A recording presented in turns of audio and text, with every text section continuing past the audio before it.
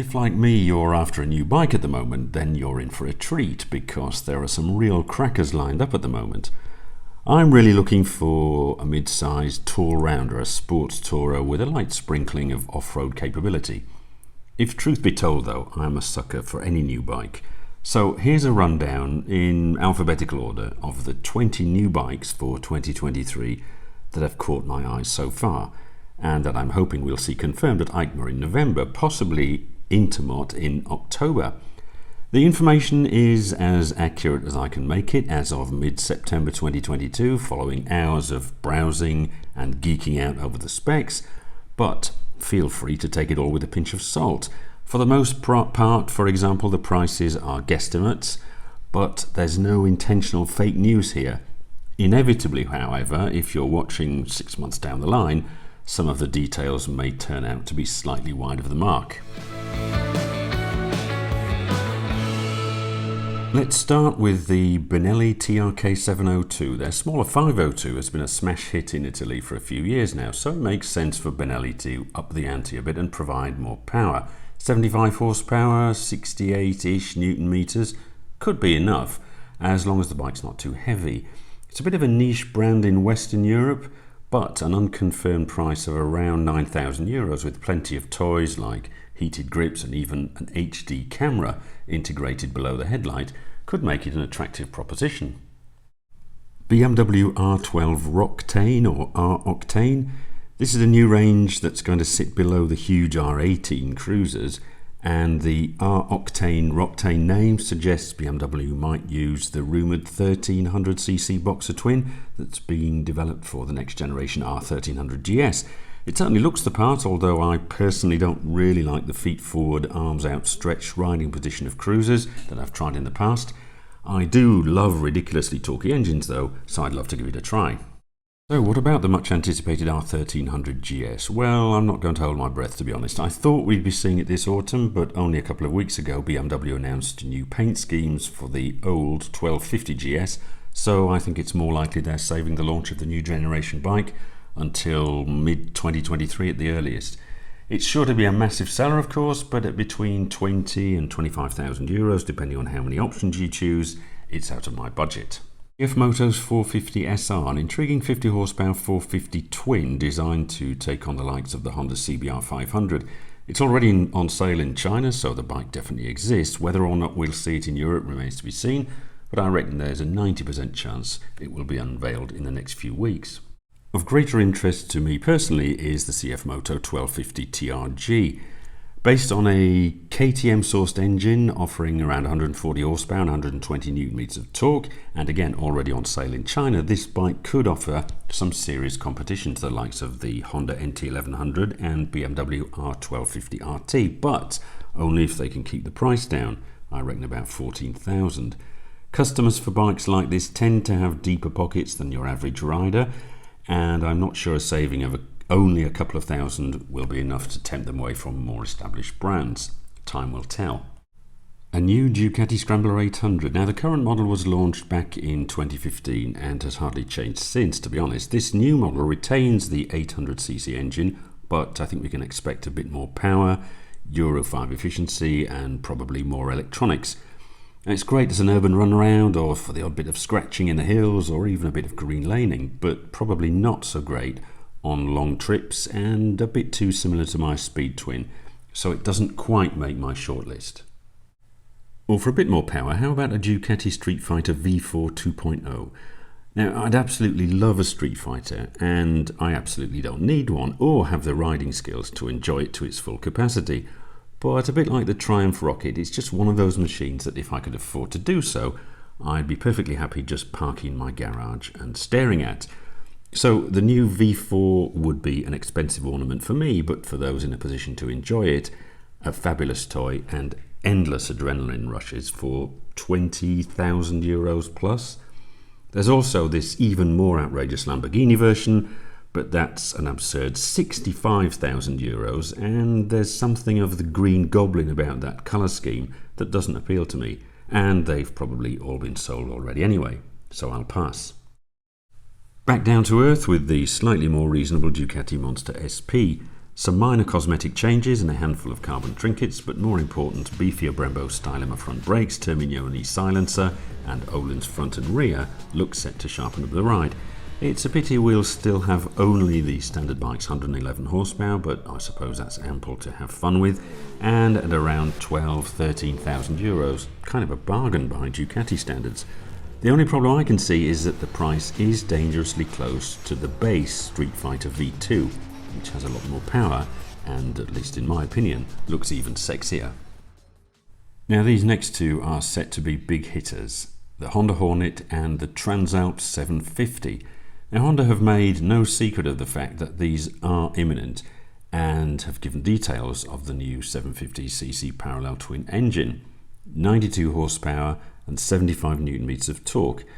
Okay, it's not mind-blowing numbers, but on a bike like this I think it's probably enough and should certainly bring a much needed increase in riding pleasure over the CB500 range, as well as the very popular and supremely practical but ultimately rather lackluster NC750X.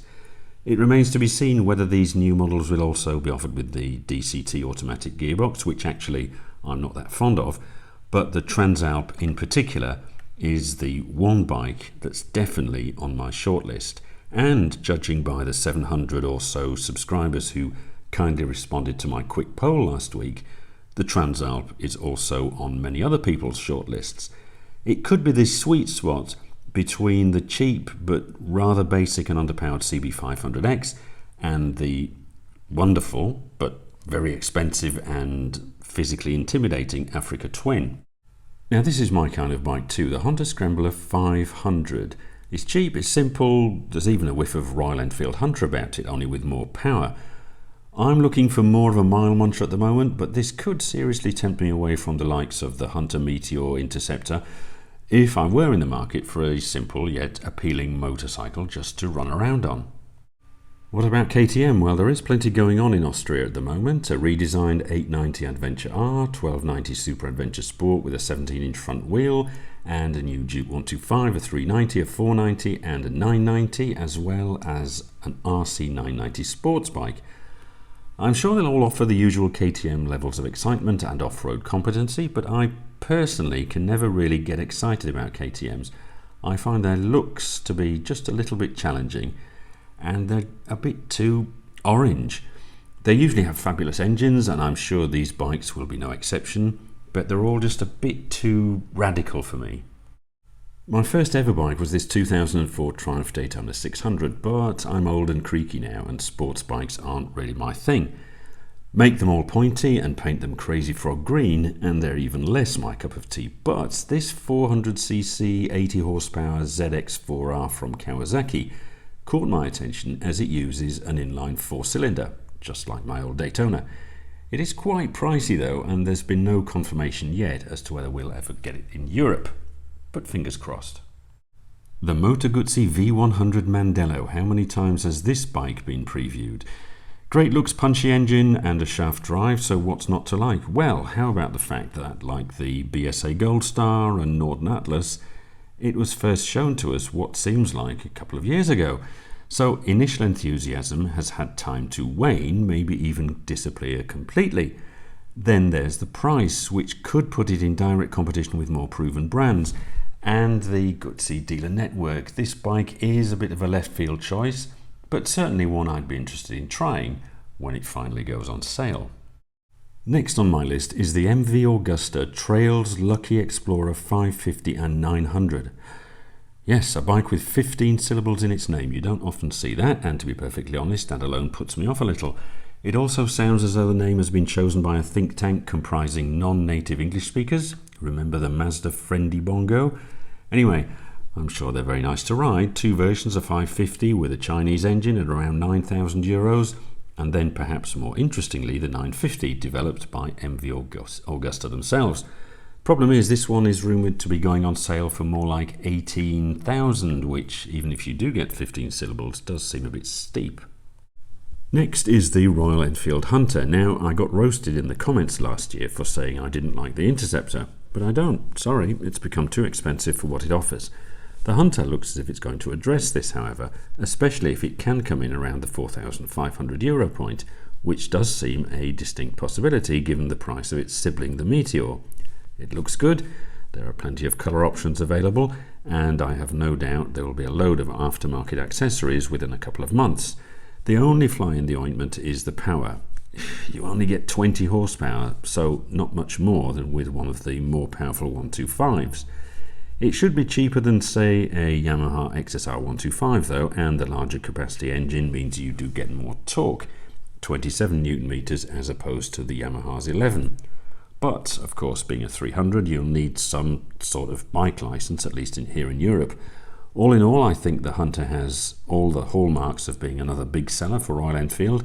I just wish they'd given us another 10 horsepower.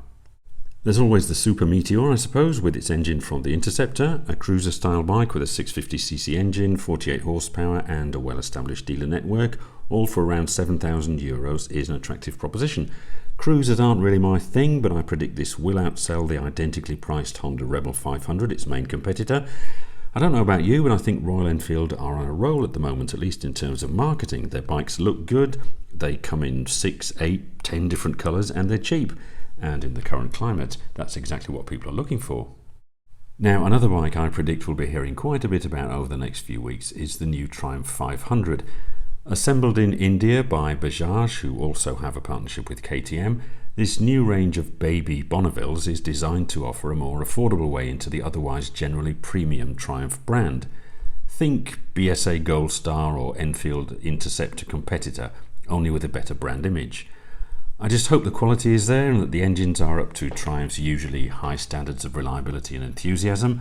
Otherwise, this could just turn into a watering down of the brand image, similar to what we've witnessed over the past few years with certain BMW models. Possibly of more interest to riders in Europe, and one of the more intriguing bikes on the list, is the Triumph Tiger 660XC. It came second in my poll on which tall rounder viewers would be most interested in seeing. Now, of course, manufacturers are always looking to make the most of any R&D, tooling and homologation costs involved in bringing a brand new bike to market.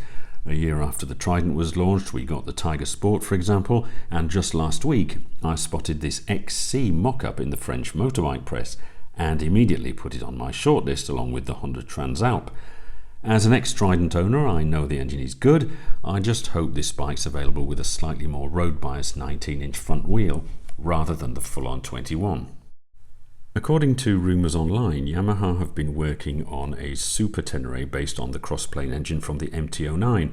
It's supposed to be more road-oriented than the relatively hardcore off-road Tenere 700, with in all probability a 19-inch front wheel instead of the 700's 21. Looks good. And finally on my list of most exciting bikes for 2023, this rather lovely Yamaha XSR 900 GP. This is to the XSR 900 what the Triumph Speed Triple RR is to the Speed Triple RS, a more sporty, more neo-retro cafe style version of the XSR. You know, the one with a slightly awkward looking seat and too many shades of gold. Again, based on the MT-09's explosive cross-plane engine and priced considerably cheaper than the very exclusive Speed Triple, I think Yamaha could well have an unexpected winner on their hands with this. Before I go, I'd just like to shoehorn one last bike in, one I came across purely by chance a few days ago. The Rocketman, a 250cc bike made by a company called Vento, who I believe are based in Mexico. If you have any further details on the company, please let me know. I'm very curious to find out.